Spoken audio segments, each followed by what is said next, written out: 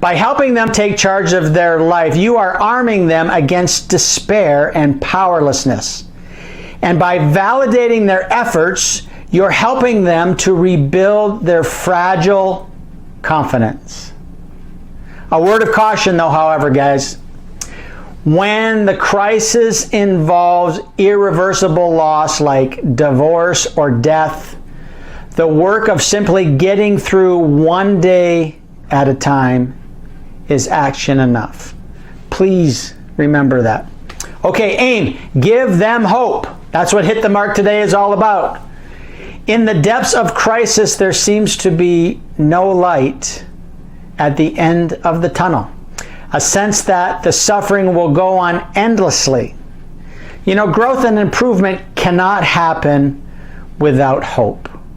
Hope provides energy. It brings relief based on the conviction that things will improve, and remind them of what God promises.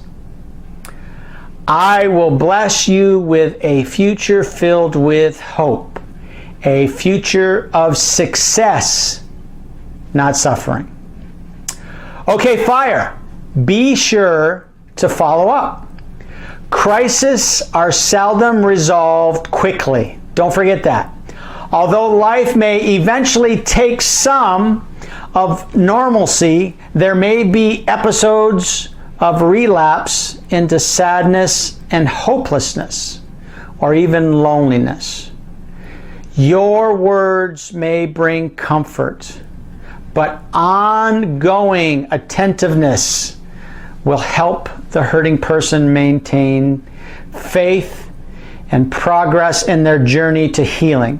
You know, be there for someone who needs you, and then go hit the mark today. When a friend or family member is in a crisis, your aim should be to help them cope with it and grow with it. Sometimes that's easier said than done, isn't it?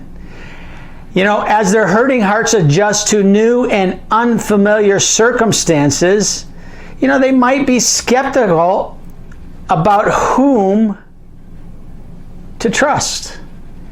Your commitment can play a significant role in someone's journey toward becoming emotionally healthy again. Don't forget that.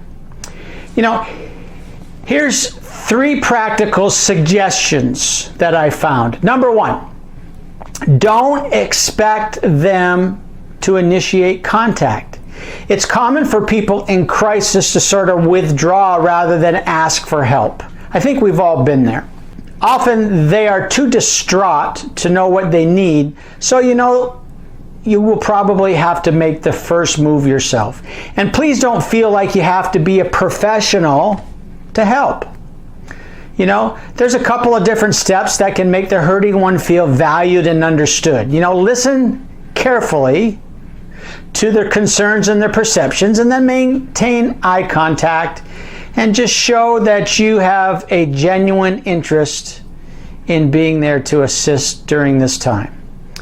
All right, number 2, help reduce the anxiety. Offer some sort of a calming presence by inviting them to share their feelings. And if their viewpoint seems a little distorted, you know, maybe you can say something like, may I suggest maybe another way of looking at things? Just some thoughts. Hey, and number 3, help them focus on what's important. Sometimes we forget that. You know, they are feeling overwhelmed, so you know, if you help them sort out the issues that need their immediate attention, you know, instead of rehashing the past and worrying about the future, why don't you just go ahead and encourage them to sort of concentrate or focus on the present and live one day at a time. Okay? Success is measured in inches, not miles. Take an inch and move forward. So, hey, some other ways to help a friend in crisis is to help them identify important resources. And there's 3 here: spiritual, personal, and interpersonal. So, hey, you know, let's keep going with this, guys, a little bit. So let's talk about spiritual resources. For me, Mark Height, okay?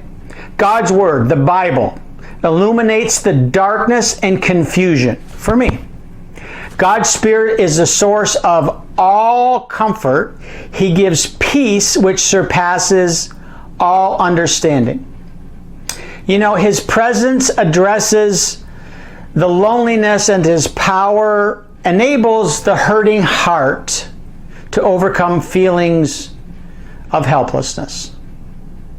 I hope that makes sense. Number 2, personal resources. Remind them of their unique strength and help them recall past triumphs, you know, when they've successfully navigated through tough times. Encourage a positive attitude that looks to the future rather than being paralyzed by present pain. More importantly, strengthen their faith with prayer and truth from God's Word, the Bible. You know, and finally, remind them of your support. Explain, and sometimes you have to re-explain to them that you're with them if they need you to assist them. Last one, this interpersonal resources. You know, they're there, guys. Your family members, friends, business associates, neighbors, you know, they're sort of likely to be more supportive. And then if you have to expand that and reach out in the community, you know, there's resources out there that are available for you medically, financially, and materially. They can assist you. You know, the local church is another network of source. People in crisis are often too embarrassed to ask for help.